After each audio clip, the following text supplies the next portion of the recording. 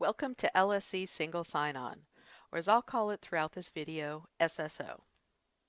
In this walkthrough, I will give you an overview of your Single Sign On portal and provide some quick tips and tricks to get you started. First things first though, it's important that new users understand that access to your Box, Office 365, Salesforce, and Smartsheet applications is transparent for users that are logged into their computers and working in the office. That means that if you click on a document that is saved to Box, the document will open automatically. You don't need to use your portal to get to these applications, and you won't need to provide your username or password. Now, I'm inclined to talk a little bit about the SAML-enabled technology that makes the magic, and even maybe provide a disclaimer that lets you know that SSO makes legitimate access easier, but it does not circumvent permissions or provide a backdoor to information that you do not have permission to access. I'm inclined to do that, but I think it might bore you, so I won't. Instead, I think we should just jump in. And so with that, to start the tour, I'm going to minimize that presentation and come to my desktop. You can access your SSO portal in one of three ways: using the Okta desktop icon, using the blue Okta O-Ring plugin in the upper right-hand corner of your browser, or if you're off-site, just enter the address lsc.okta.com. That's lsc.okta.com. When you open your portal, you'll notice that you have a tab labeled Work that is already loaded with the applications that most LSC staff members regularly use. You may be wondering, if SSO auto-magically opens my documents, why do I even need the portal? The truth is, you don't, unless you want to use SSO to manage your other non-SAML applications and sites like eWeb, Paycom, Adobe, and Concur. So if you would like to use SSO functionality to more easily manage your non-SAML applications, then you'll need to authenticate to these sites through SSO by providing your credentials the first time you log in. To provide your credentials and authenticate, you simply click on the icon representing the website and provide the username and password that apply to that site or application. Click the green Sign In button and SSO will open another tab and navigate you directly over to that site. When you click back to the SSO tab, you'll notice that you have a blue confirmation dialog box that asks if you were signed in successfully. If the answer is yes, click it. From now on, you will not need to provide your credentials when you're using this dashboard to access that application. You'll need to follow this process for all your non-SAML applications. Oh, a quick note about Paycom. Paycom employee login screen requires a username, password, and the last 4 digits of your Social Security number. SSO will manage your username and your password, but for your security, you will still need to provide the 4 digits of your Social Security number separately. We're almost done. Just stick with me a few more minutes so I can cover some information about customizing your portal and using the system when you're working remotely.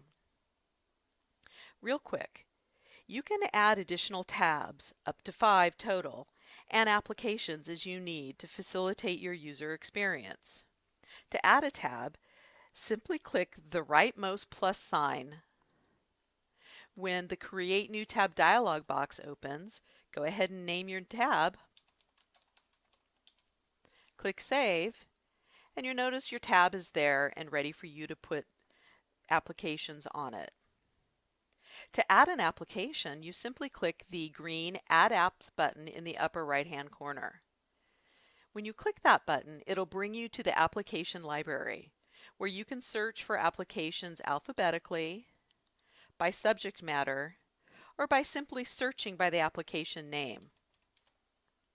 If the application is in the library, it will show up with an Add button. Go ahead and click Add. You'll get a notification it's been added, and when you navigate back to your home, you'll see your new application available and ready for you to authenticate. If you want to add an application that isn't in the application library, SSO will provide you the option of adding a bookmark. If you click to add a bookmark, it will want the URL information for that website or application, and it will ask you to add an application name.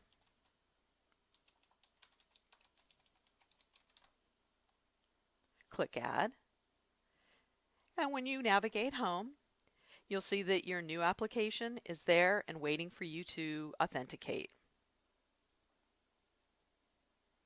You can always move your applications from one tab to another by simply dragging and dropping them into your new tabs. And if you find for some reason that you need to update your credential information for an application, simply hover over the application icon, notice the gear in the upper right corner, click on that gear, and you'll get a dialog box that allows you to update your credentials. You can also reveal your password if you're not quite sure if you need to change it, but I'm not going to do that here.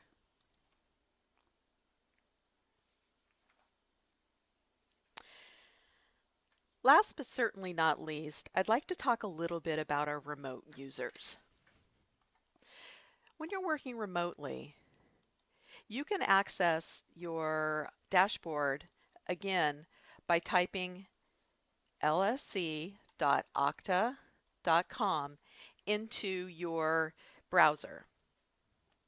For remote users, you're going to need to be providing your username and password.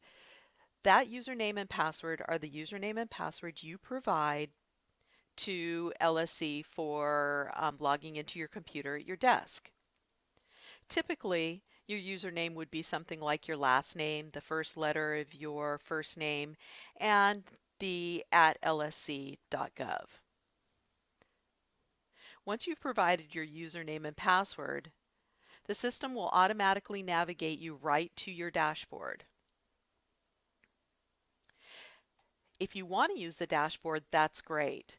But as a remote user, we know that typically what you'll do is you'll simply open up the Word document you need or navigate to Salesforce to check on the information.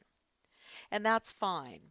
If you find yourself using your system the way you normally do, when you open your box document, you're going to be prompted to provide your Okta login information, just like I showed you before.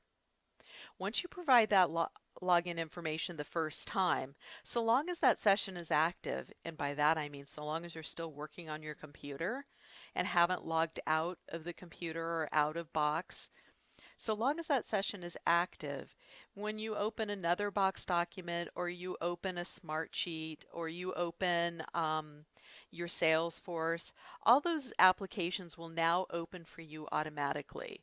Simply by you logging in that one time, you have access to all of those applications. All right, well, we're almost done now. If you have any questions, if you want to see some more information about how to use your SSO application, that information is available. It's Screen Steps. Screen Steps is a handy training site, and if you click on it and choose Office of Information Technology, all of the single sign-on how-tos, getting started, and FAQs are available for you to click on and use. Additionally, if you find yourself completely lost and you don't know what to do, just remember OIT Help Desk at lsc.gov, or our extension is 1680. You can also find us right here. If you click the OIT Help Desk at lsc.gov, it'll open an email for you. Well, I hope this was informative, and I hope you have a great day. Happy granting.